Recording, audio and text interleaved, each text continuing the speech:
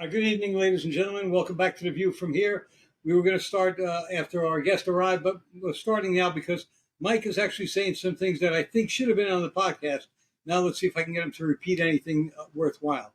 You were saying about the process you have for gaming. You wrote something online, and where was it? LinkedIn. LinkedIn, and you got some attention for it. Yes. Yeah. And you said that you think they are interested only in people who have a certain process or something. You tell me. The thing is that the game design is for a lot of people a science. For me, it's an art. So my process is very conformed. It's not linear.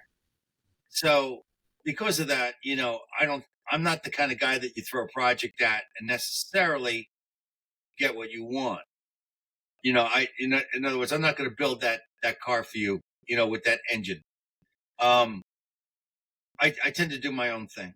So, uh, although I would definitely work for a company if they're willing to let me, Explore.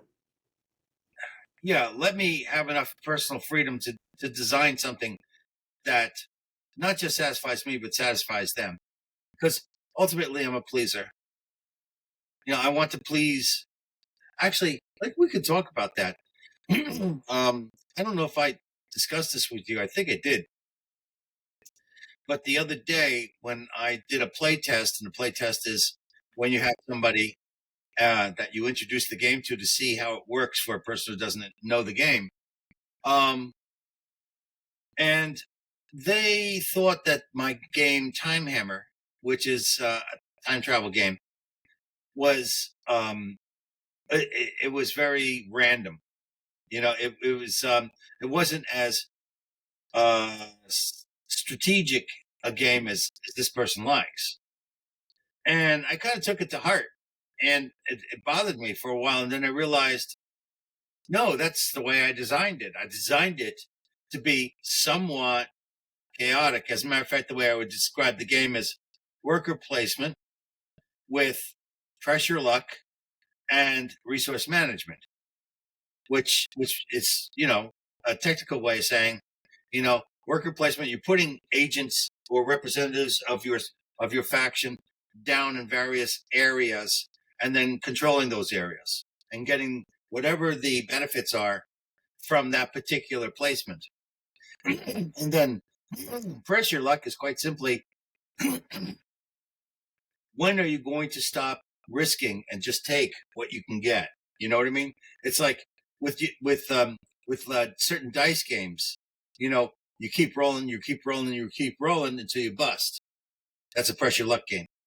And then resource management is simply you get a certain amount of resources. Like they could be anything. It could be cards. It could be representative supplies. You have to use them wisely. Right. In other words, you get elements within the game that you can manipulate and acquire certain effects or certain other resources.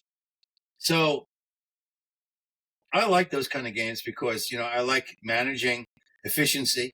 I like basically. I was talking to somebody about risk and saying, well, it also has like what's called area control, which is if you control all of a continent, then at the beginning of your turn, you get a reward for that. You get so many extra troops for controlling it. So in my game, if you control an entire section of, I shouldn't say control, if you occupy an entire section of time, which is either the past or the present, then you automatically receive benefits for that at the beginning of your turn. So, yeah, I really like the game, and I think that there's a lot of people out there that approach me and say, "Well, I had this really great game idea." Okay, I hear you. And here's my magic piece of knowledge that I can hand out to everybody if they want to design a game, but don't know how to do it mechanically. Use the number 3 and only the number 3. 3 three primary subjects with three different powers, with three different positions, maybe. In other words, you can play all for three over and over and over again. And all of a sudden you have what appears to be a very rich environment, but it's simple to learn because you're only learning sets of three. So in my particular game, Frontline, I have three different units, and each one of them has three different abilities. Okay, and there are three different heights, and the number three is reflected a number of times as three different ranges, and that's distance to attack with. Everything is a multiple of three. Right, three different supply. So everything is because the thing is that I think the number three creates enough variability to be interesting, but not so much it becomes overwhelming. And also hard to design because then you actually have to consider a wider range of options that might or events that may happen when they interlock. Like if I have 7 different elements, well, that means every single element has to be looking at another one, let's say. And you're saying, okay, well, that's 7 times 7, and what happens is you can miss certain conditions that might come into being, and then the game is broken. People discover that and they go, oh, well, every time I do this, you can't do that because you made this other rule. So 3 is really easy to work with, but again, it's fine.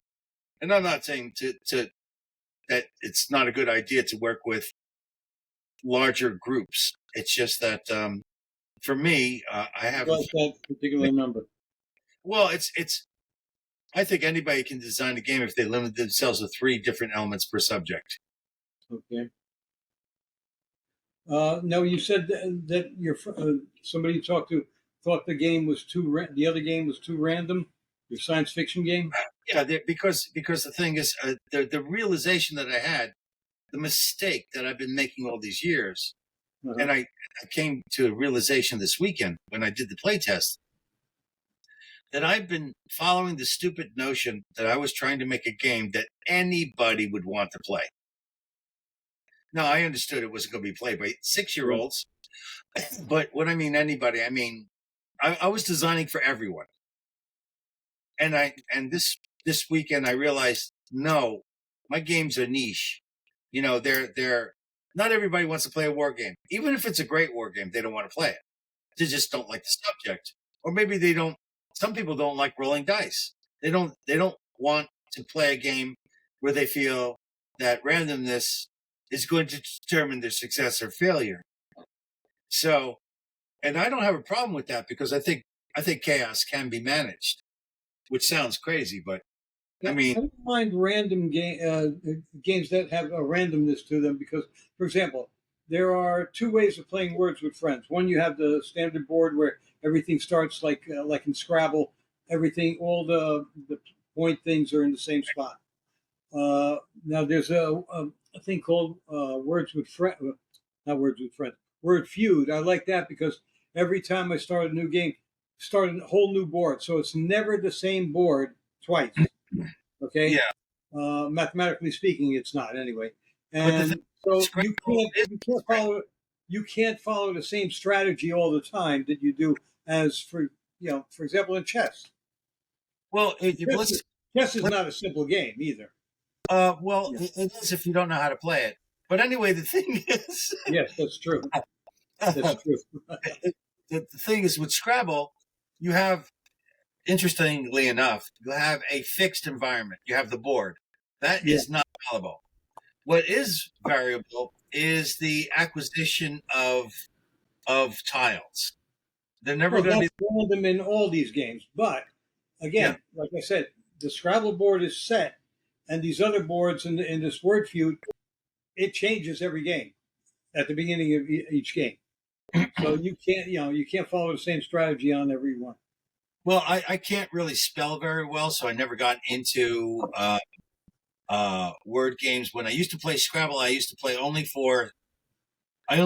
focus on the strategic things. I was always trying to create the very best possible bonuses.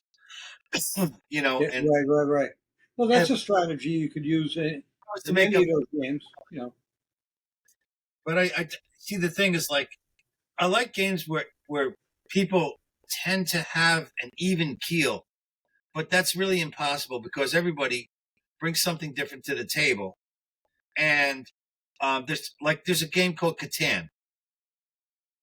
Settlers of Catan. Yes, Okay, and I've never played it, although I know it's popular. right, and it has its strengths and its weaknesses. Um, the problem with Catan is, well, it's got two major problems. The initial setup for the players is variable.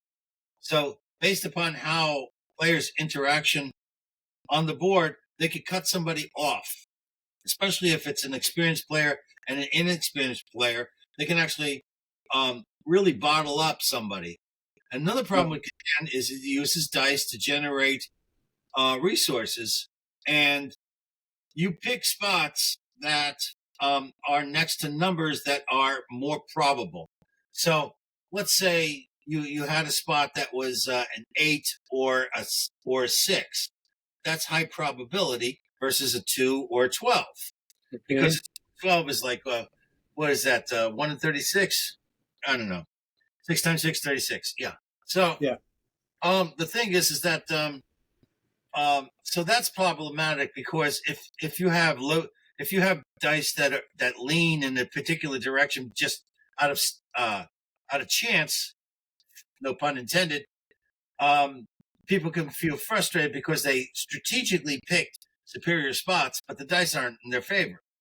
right. That's I thought that Catan would be better served with a fixed deck that what you would draw, so all the numbers would definitely come out, but not necessarily when you'd like them to be. But and then so you have that problem where you have people being cut off. And another interesting thing about Catan is again there's this strategic side, and then there's the social side. The social side is that you have cards in your hand that represent wealth, okay, and they are and each card is going to be of a particular commodity, and those commodities are joined together in various patterns in order to um, establish roads, buildings, cities, etc. Various things. So trading is very important in the game in order to go ahead and get the resources that you need. So you're trading things back and forth. So people that are very, very good at trading, or sometimes it's just people that people are willing to go ahead and trade with because they like them more than that guy across the way. You know, it can be. It's kind of interesting that the strategy side can be also overwhelmed by the trading side because some people won't trade with you because they know that you're winning, so they're not going to do anything with you, and now you're stuck. So it kind of sucks. There is a way out. Sounds like a more complicated version of Monopoly. Well, I have I've been I playing hate that game, by the way. right. Well, Monopoly. There is a excellent expression of Monopoly that I play often. Okay, it is called Monopoly Deal. It costs all of $5 at Walmart or whatever.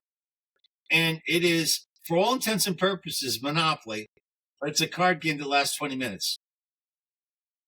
And Okay, it's so much fun. And it's actually better with 3 or 4 players. But you can play, I played it with 2, 3, 4, and 5 players. And it's just fun. And what's great, Monopoly deal. I gotta look for that. one of the problems with Monopoly is it's an elimination game. Is that Ken? Well, a lot of games are elimination games. What do you mean, Ken? Oh, wait, I see something up here on the screen that I've never. Wait a minute. How come my thing is? I heard something. Wait a minute. I see That's something that says Roy put a host, and that's me, and I'm here. I don't know what that. Why the hell it's blanked out here? Huh, what the hell? Let's see. I don't see anybody else. You want to try and contact Ken, see what's going on with him? we could do that. Wait a minute. On the right side of the screen, on the control here, my it's shown that I'm off camera, which I am not. See you. Unfortunately, Haha. I'm rolling. Only two of us so far. Hmm.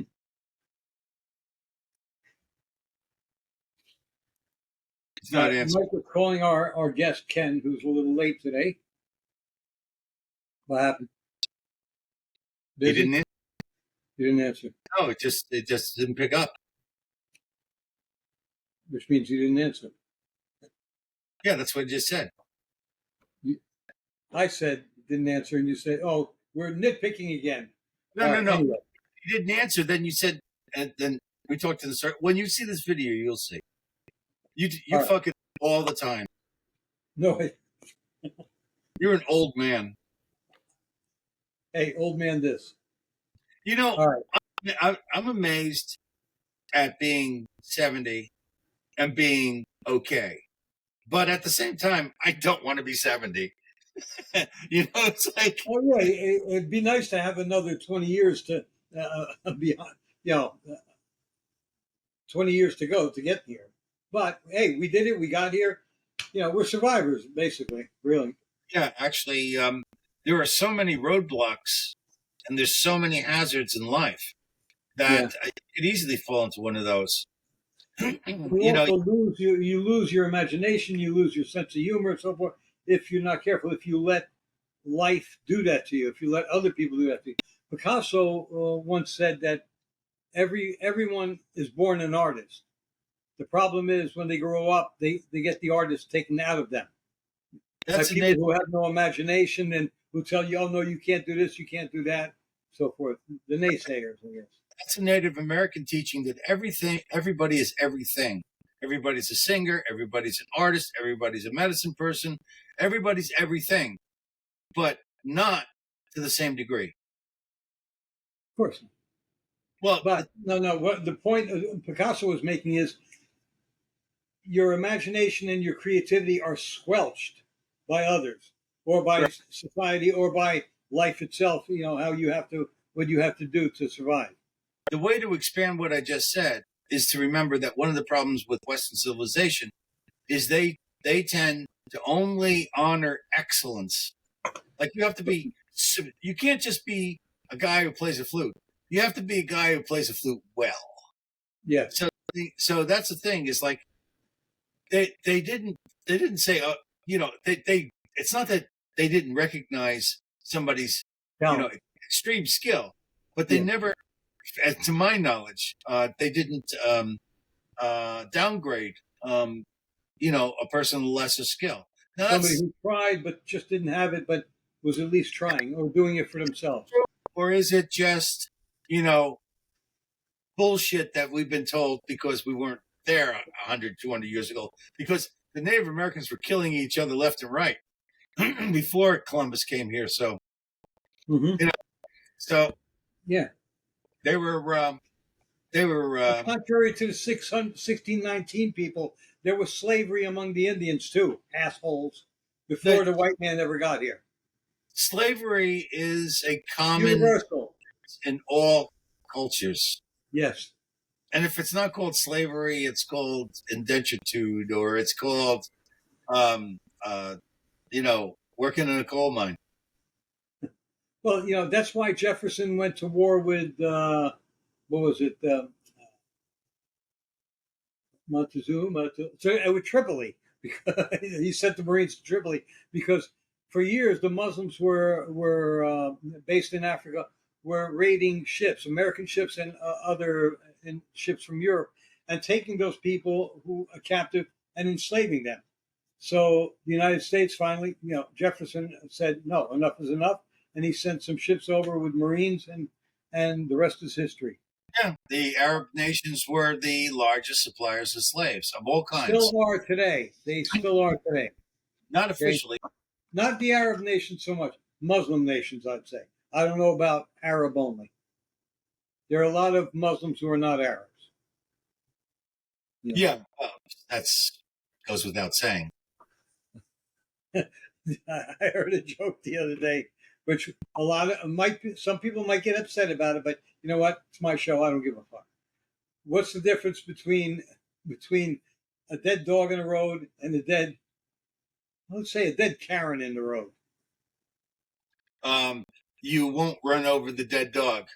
No, you'll find skid marks in front of the dog. That's good too. Let's Oh, talk. I heard a really racist joke yesterday, but it's really great. This is better. Penny. Daniel Penny. He was found not guilty. Right. It shouldn't have even been tried. And there were protests all over the city because it seems that Daniel Penny was done killed himself, a black man. So an innocent one who just used to moonwalk. Yeah. And you know that 91% of black murders are committed by black men. Well, yeah, they tend to be interracial. Yeah. And well, they commit a high percent for 13% or for 23% of the population. They commit, I believe, it's 70-something% of all the murders, according to FBI records. Plus, it's gone up since BLM. Well, did you see who's protesting out there? Besides the assholes who follow Hawk Newsom, that racist scumbag, BLM jerk off, all those people marching. Most of them, I mean, there were some black guys, really stupid black people. Yeah, we got to be. We're gonna bring it on. We're gonna be vigilantes. Yeah. Okay, well, they there were some of those, but most of the people marching in the streets against it were white Karens. A lot of them wearing masks. Yeah, because they don't want to get COVID. Okay, let me irritate the people who can't take a joke. I think black people would take this joke better than the white Karens out there. I'm going to say it anyway. That's a prejudiced viewpoint right there, if I ever heard one. But go ahead. I fucking despise Karens. They're assholes. I get along with black people, fine, even joking around. But anyway. Okay. Wait, let me get it straight in my head before I voice it. Okay. What do sharks and people have in common?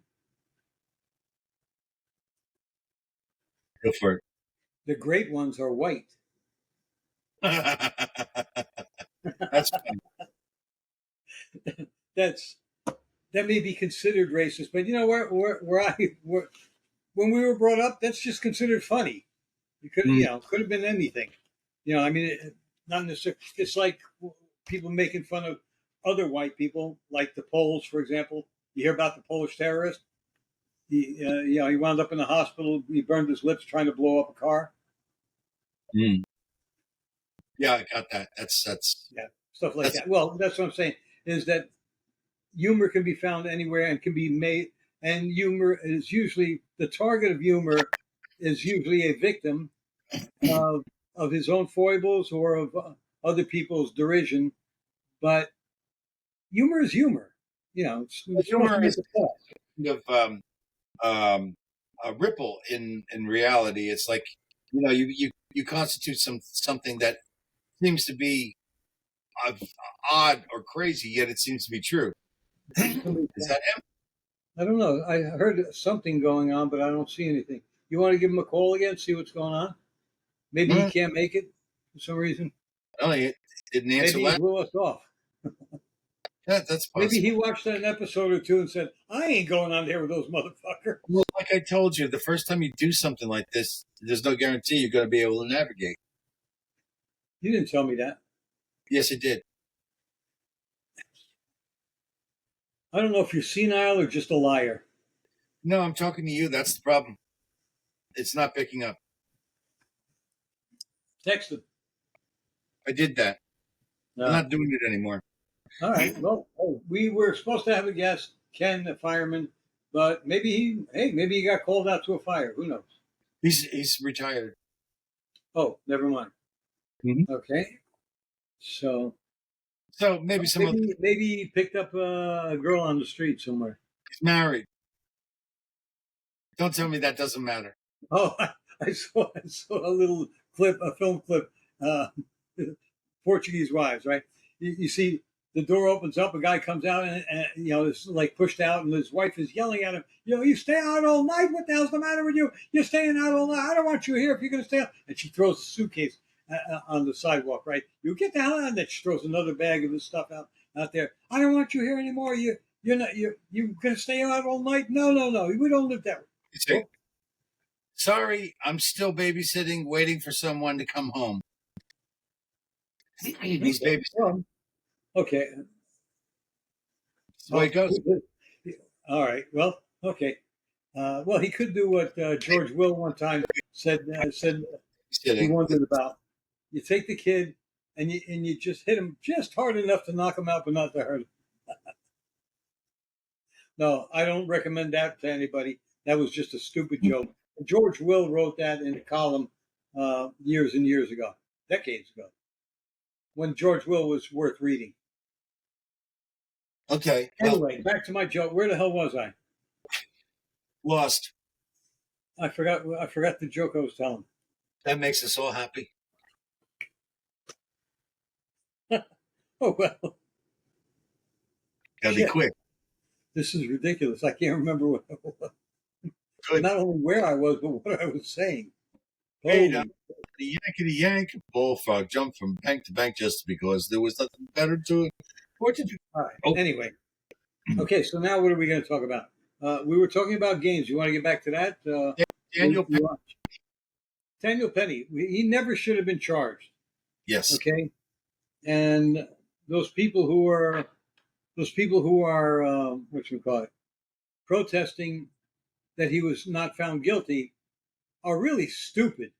They're stupid. I mean, imagine now, one of them has a wife or a girlfriend or a daughter or whatever, or a grandchild, who is on the subway by themselves, all right? And something happens and she's threatened, and nobody is going to step in and help her because they're afraid, because they might go to jail or they might get at least charged. Here's the thing, Roy. That what you're doing is you're injecting reason into the subject. These people are simply reactionary. They see black man dies, time to cry. That's it. And the thing is it true that every life that is lost is a loss? Yeah, I guess so, but some of them don't seem like it. That guy doesn't seem like it. Now, I don't know how he got the way he got. Maybe somewhere along the line somebody could have helped him. I mean, there's somebody I know that every once in a while has a nervous breakdown. They have to take him away. Oh, here it is. They can't take him anywhere. You know why? Because the state of Pennsylvania got rid of all of its government institutions. Oh, all the states did. This is all thanks to Geraldo. Back in the 70s or 80s, when he did that expose on Willowbrook in Long Island, which was a terrible place for people who, from the mentally ill. But then they went too far and they closed everything. Well, and now they take people in somewhere, and if they don't want to be there, you can't keep them there against their will. There was in Marlboro for off and on for a number of years. And, I didn't know. I was a kid. I didn't know. But come to find out, Marlboro was an extremely corrupt institution, and there was all terrible stuff going on in there. And if you were a member of that, if you're a family member of that person, you may not know that, because he's crazy. He doesn't know what he's talking about. Yeah, and those people couldn't communicate, or you didn't know if they were telling the truth. And so it's all the people who work there who are scum. They're lowlifes. They're really bad people. Well, even in shelters, people don't want to go to shelters even in the winter because they get abused, they get robbed, they get beaten, they get raped. Okay. There's so much corruption in the system. Shelters are, a collection of people that most likely are on the rough, and, you're going to get a lot of really messed up people in there without any. No, but I'm talking about the people who work there are the ones who are abusing them. and attacking them. Forget about the inmates. I'm talking about the people who work there are just as bad as some of the worst off the streets. Right. Oh, speaking of, by the way, you know, black people getting killed and white. Joe's Crab Shack waitress, 24-year-old Jacqueline Gardner, was murdered by three shitheads for her tip money. But it's not it wasn't front page news like the Michael Brown shooting or like this Jordan Neeley is that. The name of those three scumbags were Michael Craig, Stephen Lee Henderson, William Blassingame. They were all black, and the girl was white. I never heard of this case before. Okay, you don't hear about all this shit. Well, it's fucking ridiculous.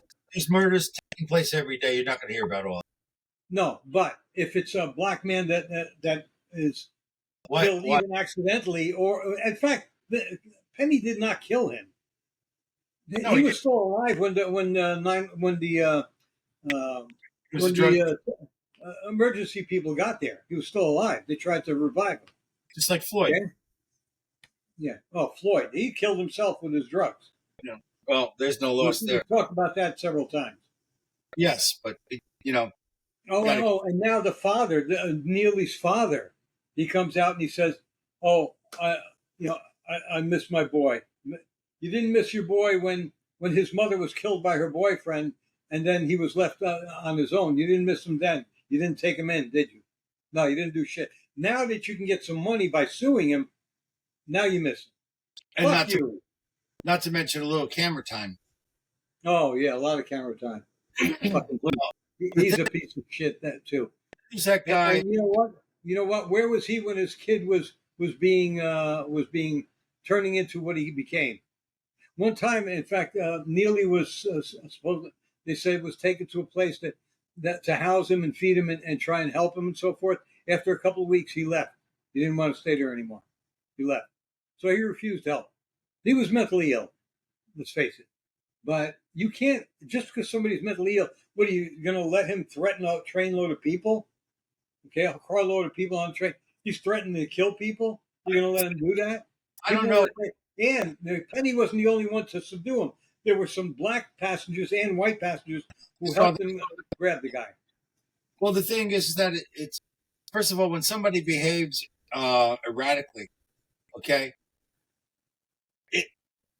I'm not qualified to determine whether or not their mental state is that of insane or sane.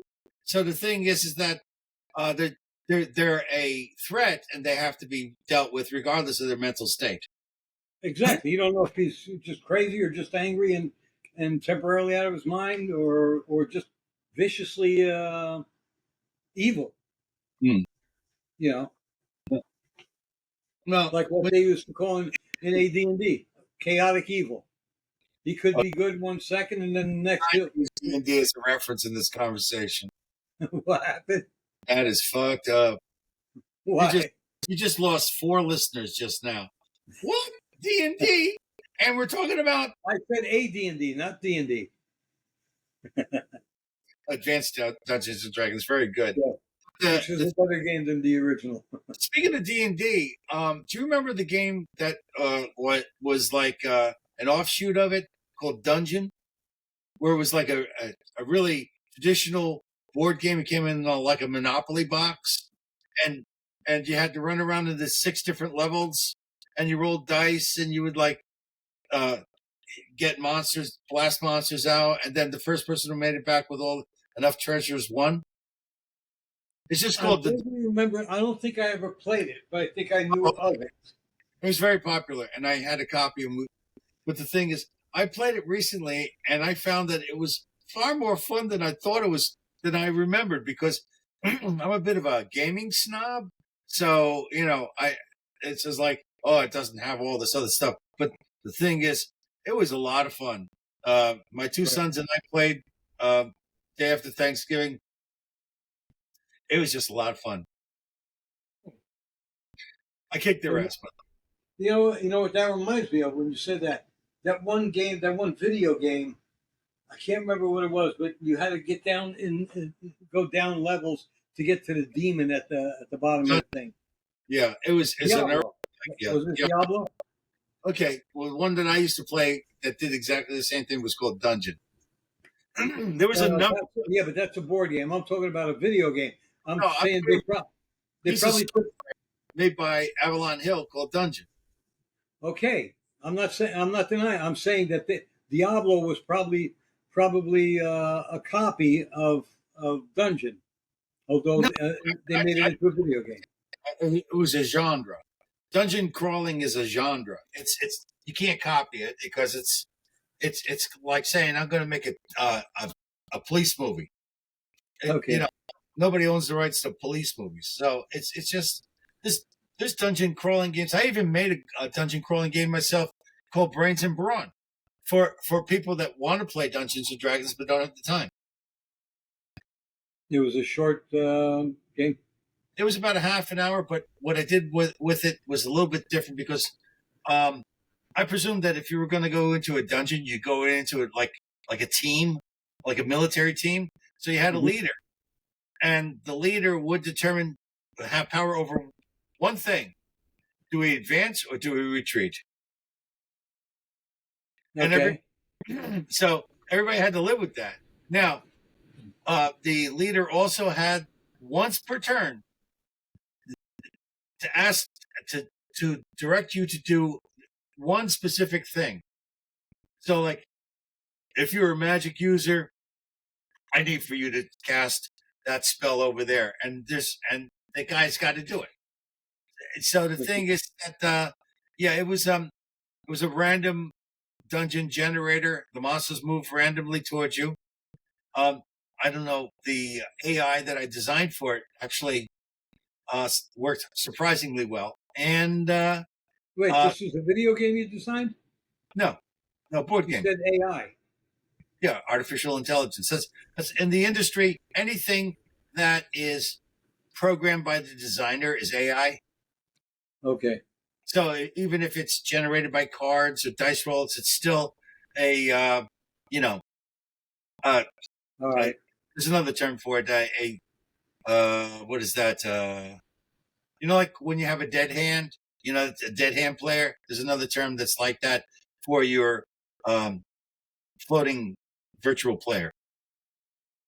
Okay. I forget the term. NPC. No, that's not a character. No, it's not a character per se. Yeah. All right. Anyway, so I guess that you had to either advance or retreat, but you couldn't you could. I guess you wouldn't be able to. I'm going this way and you go that way, right? Right. You had to stay together as a group. Okay. All right. So you could have even played this as a solo adventure then. You could, but it would have been a handful. Okay. All right. So you need at least one other person to boss around. Yeah, because there was still, even though it was rather simple, and I used the number 3. It was there was enough going on, but it was made to be fast, so you could play an adventure in 45 minutes to an hour. All right.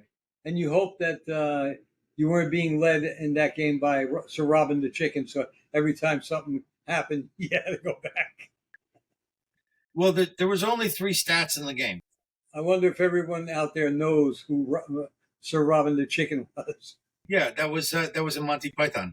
Yeah, Monty Python and the Holy Grail, which was a great film. Do you know why? By the way, do you know why they had the ending they had with the police moving in? No. They ran out of money and they didn't have the budget to stage a battle scene. So wow, that's fantastic. Yeah, so what they do is we'll throw the cops in there and have them arrest all the ringleaders and have everybody dispersed, and that's it. Fantastic. Graham Chapman at one point when he was crossing the bridge, where where he had to answer the riddles. Apparently, he started walking and wobbling, and they thought he was afraid because he started shaking. But he was drunk out of his mind. So one of the producers or something dressed up as King Arthur and crossed the bridge in his place. Okay. It was one of those swinging bridges. Okay. That's a fun film. I got to watch that again soon. It is fun. I'm kind of done with Monty Python, though. I find them funnier reminiscing. It's like when I watch any of their stuff, you know, it's It's a like, little boring now because it's 50 years, 60. No, Jesus. We're talking about 60. Yeah, 60 something years now, 70 years. no, it's not. Well, Monty Python itself, yeah, but not that movie. Yeah, no, it was in the late 60s that they did it. And I only saw it after it was off air. And I saw it on reruns on PBS. The only good thing PBS ever did for me. Well, Led Zeppelin financed the movie. Really? Yep. Oh, so they were fans. Oh yeah. Not to mention Okay. a ton of money. Oh, do you know? That John Cleese's Faulty Towers? They only made, I think, it's 16 or 13 episodes, Okay. but that is considered possibly the greatest sitcom ever. By who? I've read it, I was reading a thing that said that there's a consensus out there among critics that it is possibly the greatest sitcom ever made. All I Yeah. can say I is mean, yeah, but it's up against a lot of things like The Honeymooners or I Love Lucy stuff, or even Seinfeld, Frasier. Yeah, if you compare it to that, but it was still funny as hell. Man. well, here's the thing. It was unusual for those days too, outrageous. If you want to measure greatness, you'd also have to include longevity. If they only had 16 episodes, I'm sorry, it's not going to fly. I need to see a series that have gone 4 or 5 seasons and still held its own, not flash I in the know, but paper. that was a BBC suit decision, That's not my not problem. not the public's decision. I don't The care. the BBC didn't like it. He Yeah. didn't go. I watched it and I laughed, but I did. But then the thing is that 16 episodes. Go fuck yourself. I know. It's not good enough. Yeah, but again, that is the executives at the BBC are the ones who killed it. Just That like, had nothing to do with it. do you remember the series Harry O? Do with it. Do you remember the series Harry O No. with David Jansen? Oh, okay. Okay, it was number one on Thursday nights for the Okay. years it was on, and then all of a sudden they just canceled it. Apparently, somebody had a problem with Jansen, didn't like him, and killed the series. Okay. It was number one. That has nothing to do with it either. What's that? That has nothing to do with our subject. No, the subject is things getting canceled before their time. Oh, No, another one. Another one. There was no. another one.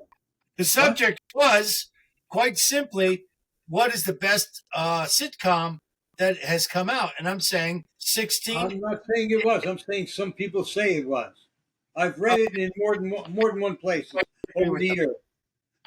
I don't necessarily agree. I know it's one of the greatest. I'll put it in the top 10 for sure.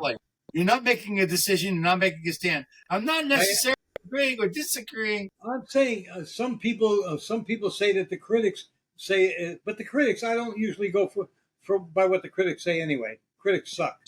All right. Yeah, just did. They're generally leftist Karens anyway. Just give the fuck up. I'm not. I have no mercy in me tonight. No mercy. Ken dropped the bomb on us, and I'm so sad.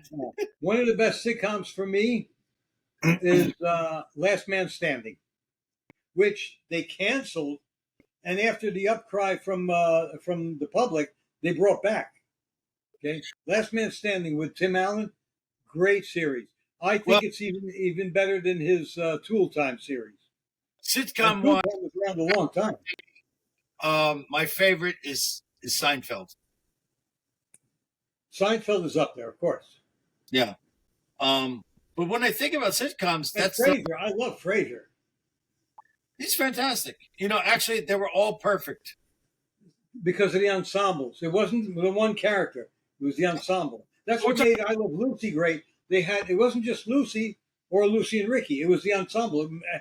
Ethel and Fred too. Couldn't stand the Lucille Ball show. I love Lucy. Well, when we were kids at the time. No, I didn't like it then either.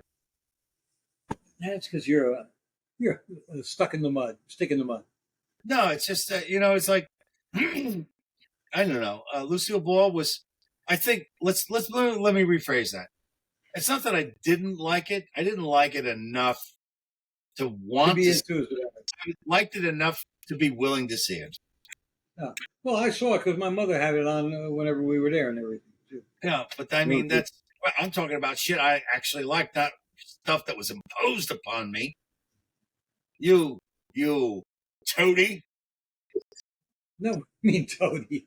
No, I love Faulty Towers. It is one. It's in my top 5. Let's put it that way. Not the Wow, top, but top top 5. five already sucks. What was Seinfeld, Frasier, and Faulty Towers? Come on. Frasier? Yeah, Frasier. What about Cheers? Cheers is all right. I think Frasier was better. I liked Frasier better than Cheers. Cheers, I liked. I watched for the first couple of years. Then I don't know what happened. I just lost interest in it. Frasier? Frasier, I really love that series. Yeah, I love mainly mainly because of Niles. Actually. Actually, you like the girl, the British girl. Yeah, she was nice. What's her name? Daphne. You even remembered her name. You got a moment to go to the bathroom to solve your problem. I don't have to go to the bathroom. I could just go like this, boom, and you don't know what the hell I'm doing. I tell you what, though, nobody cares. But the thing is, this is true. The sitcoms, like I watched a bunch of them. Like I watched Three's Company, and Company was very good. Yeah. When I was very young, I watched Gilligan's Island. I watched Hogan's Heroes. I liked it then. Now I don't know. I don't know if I could watch that again. It's really some of the worst. Look, at the time in the '60s, it was innovative. It was funny. It was. Nowadays, you've got so much more stuff that has come out since then. That's so much more sophisticated. And I hate using that word, sophisticated. The problem with Gilligan's Island is the whole concept is ludicrous. What are you going to do on this fucking island? You have to come up with strange shit. You got to bring stuff from outside the island into the island all the time. And then they would leave them there. And here's the other thing. I hated it that the professor could build an atomic bomb from a coconut and a pea, okay? But he couldn't fix a 5-foot hole in a boat. Okay. Well, neither could forget about the professor. The skipper and Gilligan should have been able to fix that hole. Well, here's the thing. You don't need to fix the boat. You need to make something that floats, throw a sail on it, hopefully, and get. But there was a power boat, so it wasn't there were so many times when they were almost saved. People knew they were there and they left anyway. Okay. First of all, Alan Hale Jr. was bland as hell. The guy who played Mr. Howe, who was also Mr. Magoo. Oh, he was good, Mr. Magoo. Yeah, he was corny as a lot of films. It was an entire field of corn. Okay, now the bitches, except for Mrs. Howe, they were nice to look at, but And the thing is, the professor was as dry as a bone. He was basically a straight man. Yeah, and he was an intellectual, but he was good looking. He was fit. He could have kicked the shit out of everybody on the island and taken the women for himself. Well, here's the thing. Started a new civilization. There was a show called oh my God, I just had it and I lost it. One with Dwayne something or other and Bob Denver. It was called that was before Gilligan's Island. Yes. The many loves of Dobie Gillis or something. Dobie Gillis. The many something of Dobie Gillis. But anyway, Dobie Gillis. It was the Dobie Gillis show. Period. Right. In the 50s. Yeah. So now there may have been a spinoff, but the thing is that Bob Denver was in the Dobie Gillis show. So I think he went ahead and took some LSD in the Dobie Gillis show and ended up on the fucking boat. That's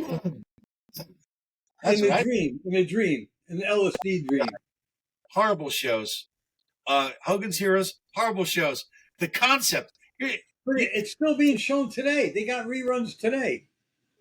never underestimate the bad taste of the American people. So anyway, the thing is that just because people watch it doesn't make it good.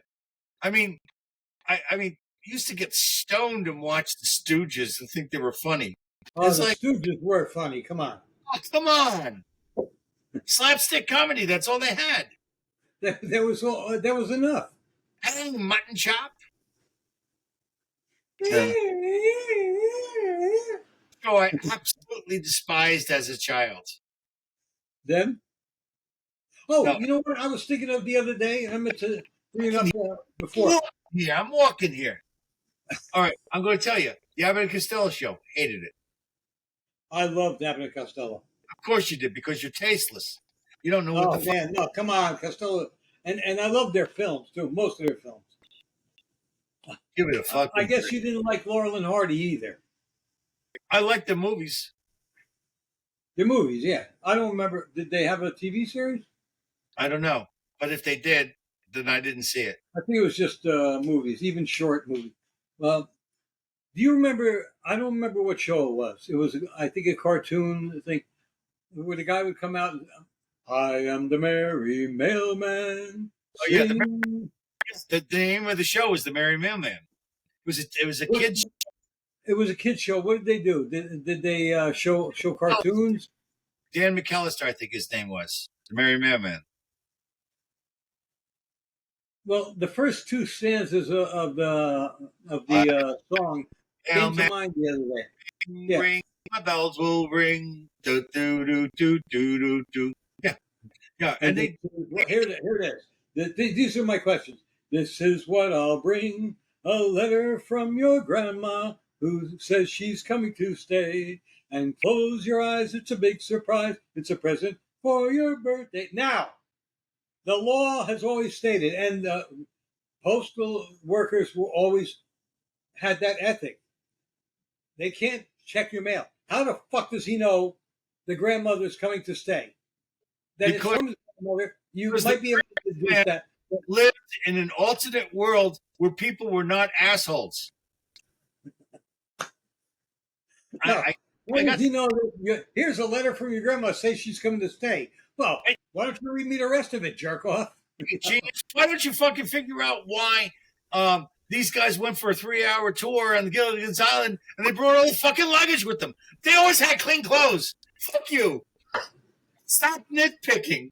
No, the skipper and Gilligan dressed the same. It was the Howells who had all the clothes. News to you. And with the Ginger had a change of wardrobe too. In Mr. Rogers' Neighborhood, the little king, okay, there was no people that size, okay? No people that size, okay? So if you're going to be nitpicking, go to the kiddie shows. Well, there was Romper Room.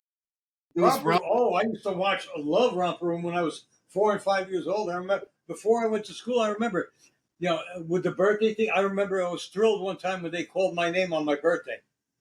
Be a doobie. I said, Roy, and this and that, and I'm like, my mother, I think, or my father had sent something in so that they would mention my name on my birthday. The best kids show wasn't really actually something that would be a bona fide kid show. It was the Soupy Sales show. Oh, fantastic! One of the greatest shows of all time. I don't care what you say. And you know who imitated him? People. Yeah, I agree. The people who said he was ripping off Soupy Sales. Uncle Floyd. It was great. He was good, but it was basically copying. Taking what Soupy Sales had done and doing it, in his own way. First of all, Soupy Sales never played the piano. No, but I'm not saying he played the piano. Dumb. Oh, by the way, I saw Uncle Floyd in person one time at my eye doctor. I went there to get my contacts, and I'm sitting in the way, and he's there with his girlfriend, and I recognized him. I was like, but I didn't say anything or whatever. I didn't embarrass him, or embarrass myself. I was interviewed by Looney Skip Rooney at St. Rocco's Festival in Elizabeth. I went there and he was like talking to the people, and he came to me and he made some fucking joke, and I was stunned, and he says, "Yeah, you think of something later, kid," and he kept walking on. Who's this guy? Who's this guy? Looney Skip Rooney. Where was he from? He was on the Uncle Floyd show. Oh, I didn't know. I see. I watched it occasionally, not all the time, but when there was nothing else on, because he was on public access. He always used to make fun of the word "suckasana." I vaguely remember something like that. Yeah, but I think more people. That's like probably a vaudeville thing. And Uncle Floyd had a puppet that he used to talk to, so he's a ventriloquist. I do remember that, but I can't remember what the puppet looked like.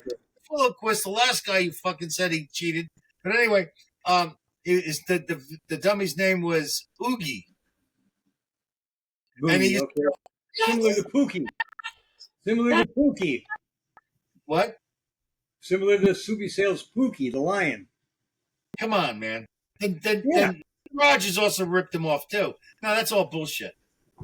Listen, I'm not saying it was a bad rip-off. First of all, he didn't rip off. I'm not blaming him for it. It was the genre.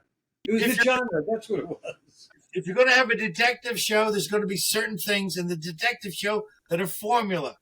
That's just the way it is. He was his own man. And he was funny. It was New Jersey based. It was hysterical. Yeah, it was. There was something else I was remember. Oh, do you remember Claude Kirshner? Yes. And Clowney? Yes. Oh, he used to call he used to call him old CK. Well, the clown called him Tall Tree. Yeah, but they call him CK. Yeah, CK. Yeah, but he was just there to introduce. He was like the ringmaster, but he was there just to introduce the next cartoons. Fox Show and Wonderama and all that other stuff. Oh, the Stooges were introduced by Officer Joe Bolton, who I think didn't he play the mailman also? Bolton was a couple of characters. Officer Bolton was a policeman. Officer Joe Bolton, but that actor I think was in a couple of other things. No, he wasn't the Merry Mailman. Maybe not. Oh, you remember? Everybody remembers Captain Kangaroo, but do you remember Mr. Green Jeans? Yep.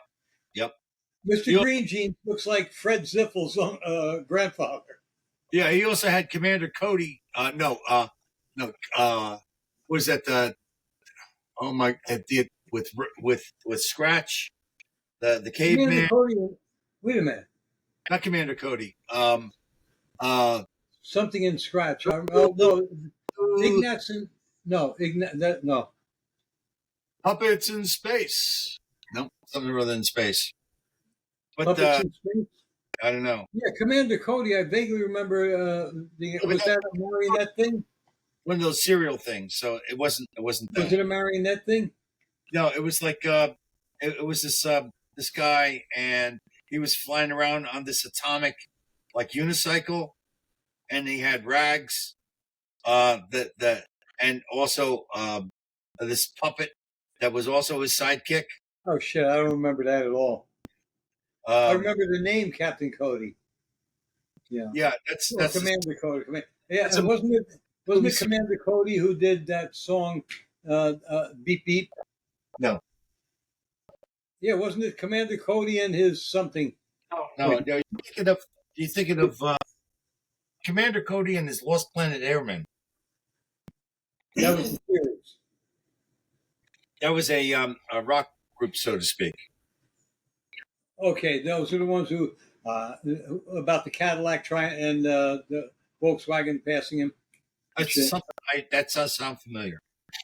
Oh yeah, he's driving along in his Cadillac and he hears beep beep beep beep from behind. It's a little Cadillac, and he's driving his Cadillac, so he starts accelerating, getting away, and then all of a sudden the thing's in his rear mirror again, and keeps beeping. The other cartoon was Colonel Bleep.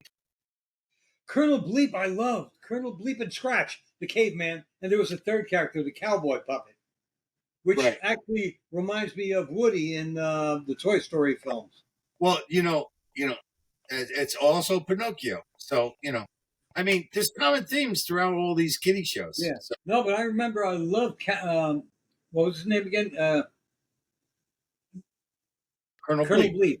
I loved Colonel, even though he was never really old Island. enough to They talk. lived on Mystery Island. What island?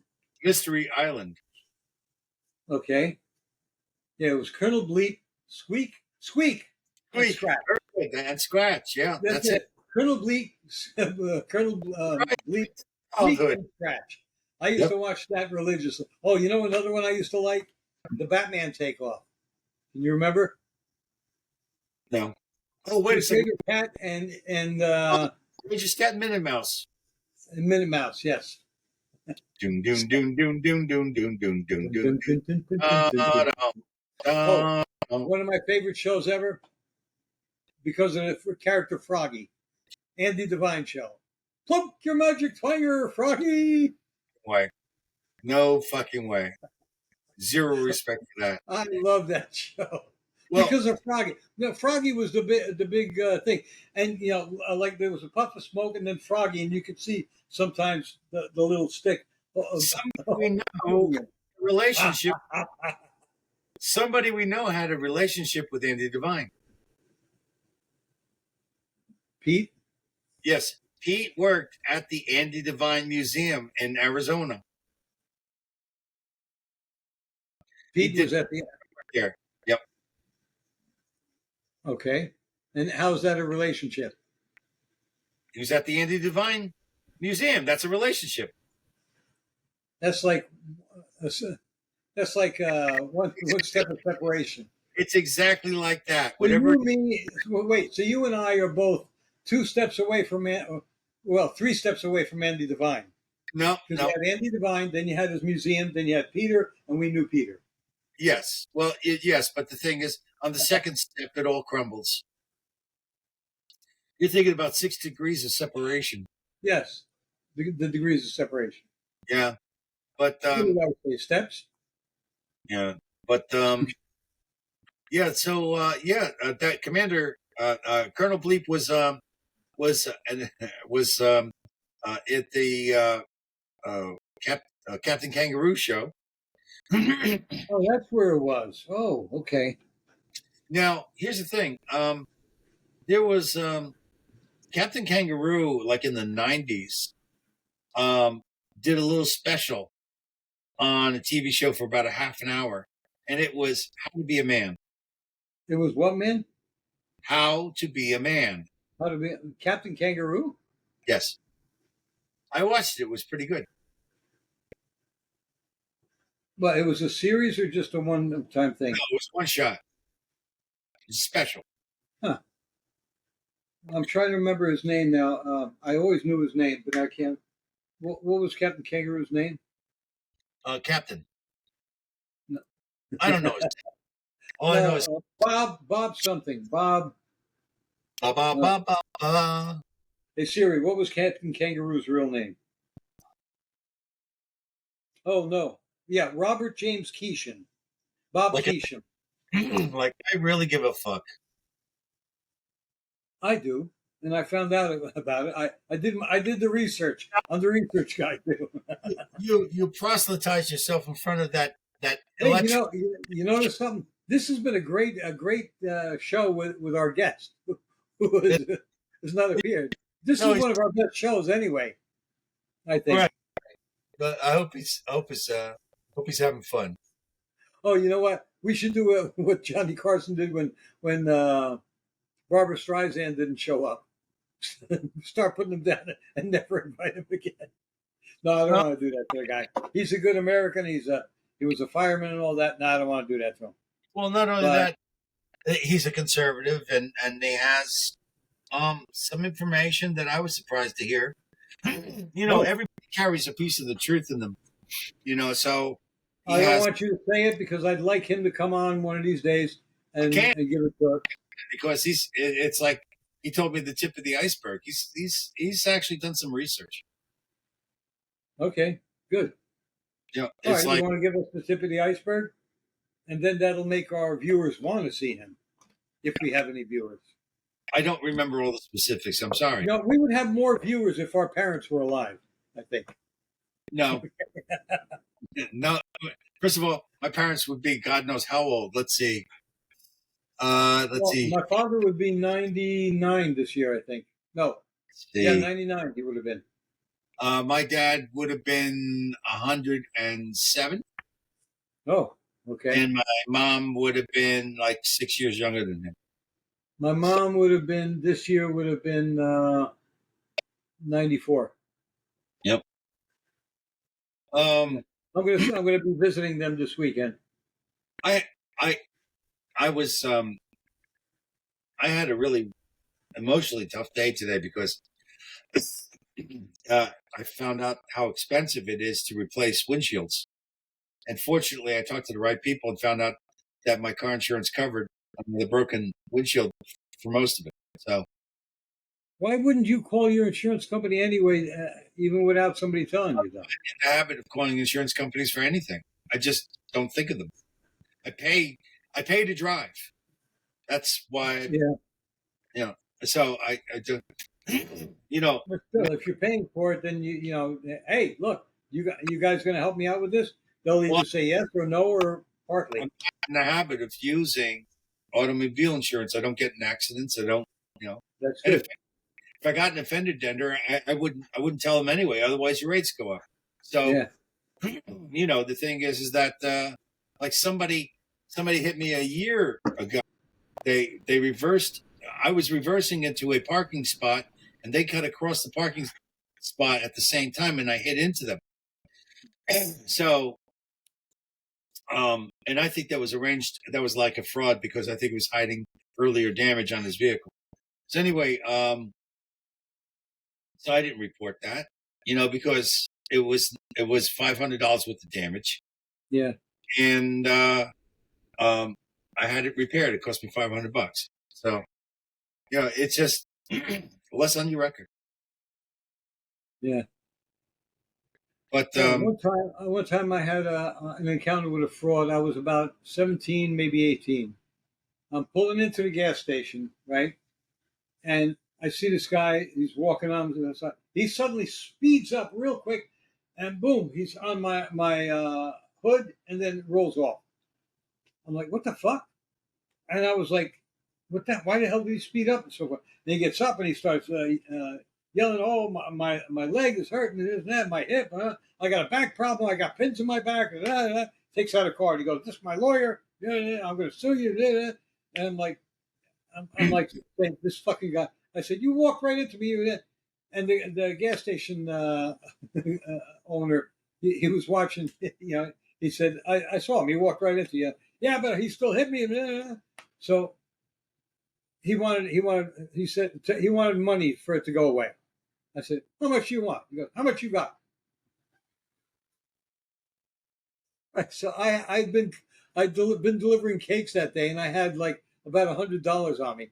But I said, all I got is $30, and, because I pulled out a couple of bills, and 20 and 10 came out. I said, all I have is $30.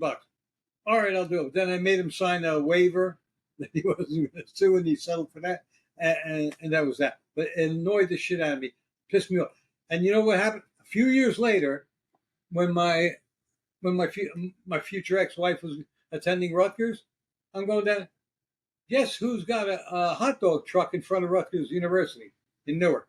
That little motherfucker. He probably did that until he got enough money to buy a hot dog truck. Then he made a fortune. Not a well, hot dog truck. I'm sorry, a hot dog cart. so what is this, an example for capitalism? No, fraud. Well, the reason why people commit fraud is because it works. Yeah, it's because it's illegal to put a bullet in their fucking head. Well, it's only illegal if you get caught. There you go. Yeah, who was it that said that about something else not too long ago? It's only illegal if you get caught. That's a popular phrase. Oh no, that was Nick DiPaolo on Crowder Show. He said, "Yeah, yeah." He goes, I hit a woman with a car one time. He goes, killed her, but hey, it ain't a crime if nobody saw it. Mm. All right. I think we've gone over an hour here, and I think that we had a good time. Yes. Too bad Ken wasn't here. He could have had a good time. We'll Yeah. see. But Maybe we'll not. have him on another time. I apologize, folks. Well, actually, we didn't say anything in advance. We only said it at the beginning of the show that we were going to have a guest. So can't be too disappointed. Right. Right? Oh, Not like the people on Netflix, with the Tyson show where people are all so hyped and then we have it blanks out. tomorrow with Joe. Tomorrow we are supposed to have Joe on. We've had Yes. Joe before. Yeah. No, Wait a minute. you're Did thinking we Joe? have Joe on before, or was that Nick? We had Nick. Joe is the guy Nick. who's doing the documentary. Joe. Wait, is Joe the leftist? Probably. He's doing a documentary on. Well, when you said Joe the other night, we're going to have Joe on. Was that? I was thinking after you hung up. I said, "Wait a minute! I thought the guy we had on was Nick." I was under the impression there was somebody we already had on the show. No, We talked about having Nick again. Remember? right, and that may happen, but this is Joe. Okay, this is Joe, not Nick. Yes. tonight was me and Mike, and not Ken and Mike and me. Man, start taking Ginkgo biloba, man. If you like this show, which I hope you did, if you had as good a time as we did tonight, please give us a good rating, 5 stars, and share the show with all your friends. All right. If you didn't like it, give us 4 stars, please. All right, 3. Okay, give us 1. But share it with people you don't like. Okay? We're talking about a guy here that actually thinks that fart jokes are funny. Okay, so they are funny. No, they're not. No, they're not. And it wasn't a fart joke per se. Fart jokes aren't funny; they stink. It was not a fart joke. See, that's what you don't understand. It was not a fart joke. But we're going to end this on a musical number here.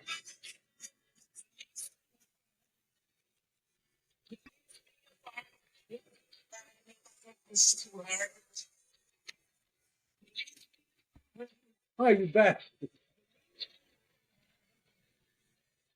All right, I'm going to finish this. I'm going to keep going, and we'll have to hear this when it's read on.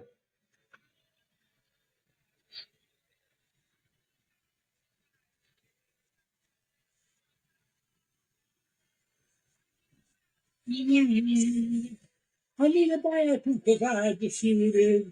I need a biopic because I had to see it. Good night.